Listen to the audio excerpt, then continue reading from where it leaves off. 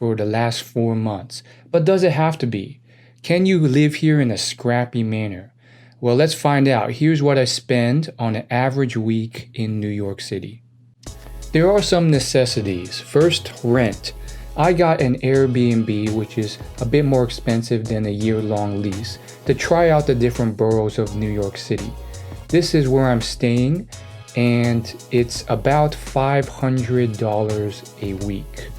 It's pretty nice inside, but it's about 45 minutes to an hour away from the city, which is actually what a lot of locals do. They don't live in the center of Manhattan. Transportation is the one thing you're probably going to spend less on than elsewhere. I can get almost anywhere via train or bus 24/7 at the cost of an unlimited pass, which is about $29 a week. Now on to the day-to-day stuff. So on Monday, I just spend most of my time working remote at my computer. And today I decided to make a quick lunch, just rotisserie chicken and some fruit. I really can't cook. And then after work, I went off to take the subway to explore the city. I went to Williamsburg and they have a rent a bike option for $2.75 for about an hour. So I rode across the Williamsburg Bridge, which was very cool to do for such a cheap price. It's uphill and then downhill. After that, I went to get halal at this spot, the center entrance of Williamsburg. I think most people who live there pass it, called Halal and Out. I wanted to try the famous halal in the city, and that cost about $12. That brings the grand total to $18.75, excluding rent and transportation. When you add those, the total becomes $94.25. Tuesday, I usually skip lunch, so I did that and just worked. And then after work, I took about a 45 minute train into another part of Brooklyn to attend a board game meetup where I played chess. This is the chess capital of the country in a way, so I had to play chess. Then I took a 30-minute metro into the center of Manhattan to a place called Kung Fu Kitchen, which was my first Michelin star experience. I got the, chicken entree dish, and the thing that they were awarded a Michelin star for, a duck scallion pancake appetizer. So I really enjoyed that, and that wasn't super cheap, but wasn't like super expensive either. Total cost for that came out to about $22. Total cost for today, when you add in transportation and rent, comes out to $101. Wednesday, so I typically just get out of bed and go straight to work, and because of that, I skip lunch. So the day was no money spent, which is great. After work, I went ahead and went to Chinatown and went to this place that's very poppin' all the time. There's always a massive line because a ton of YouTubers talk about it. It's called Wa Feng. The wait is like at least 30 minutes to 45. And then obviously there's also the train ride there. But the food is great. You get duck, barbecue chicken, barbecue pork, rice and vegetables for a total cost of, get this, $7. It's technically $6.75, but I don't feel bad rounding up in this case. And this is a place I went often to save money, plus it just tastes so good. So total cost when you factor in rent and transportation is $82.50. You also have to factor in the waiting cost for the meal as well as commuting to and back from where I live, which probably sums up to at least 2 hours and maybe 30 minutes. Thursday, I worked the whole day, and then after work, I took the train into the city again for a free comedy show with free pizza. Now this was fun. Obviously you get amateur comedians, so not the highest quality, but it's free and you get a few free slices of pizza to attend the show. Usually in New York it's like thunderous applause, but I guess this is a free pizza show, so it's not... So total cost for today was $75.50 because I didn't spend any money, but sometimes the free pizza isn't enough and I end up spending another $15 on extra food.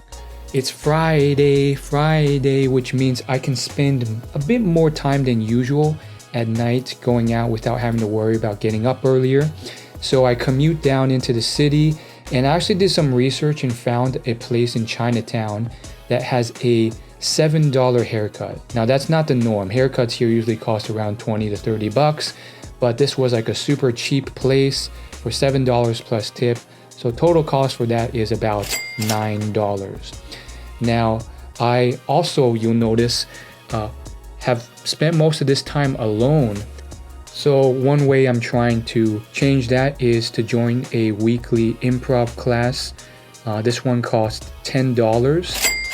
And yeah, you just have fun doing improv. Lastly, a guy's gotta eat, right? So what I ordered here at this Chinatown restaurant was some beef noodles, and I also ordered some pork buns as an appetizer. So total cost for that came out to about $19.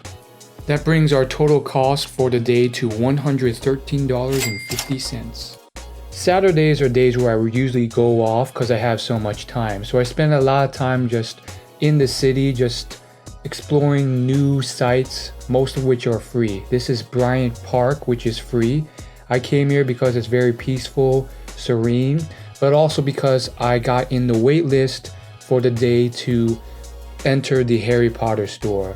They have a digital wait list every day so that they can get enough people in the store in a reasonable, safe manner. So I spent the time here just relaxing and using their free mini golf station until the Harry Potter store nearby called my name. Now the store itself was also very magical and amazing. Once again, I am still in that touristy vibe, so I'm doing a lot of these touristy things like going to the Harry Potter store and trying out their butterbeer, which was delicious. It was the first time I tried butterbeer. Total cost for the butterbeer was $10. Now I also have a class pass which costs $40 a month, which I use to attend this fitness class for a few credits. That also comes with unlimited access to a gym called Blink Fitness, which is like Planet Fitness. If you wanted to cut gym costs even lower, you can just get a direct Blink Fitness class access for about 20 bucks a month plus the $10 startup fee.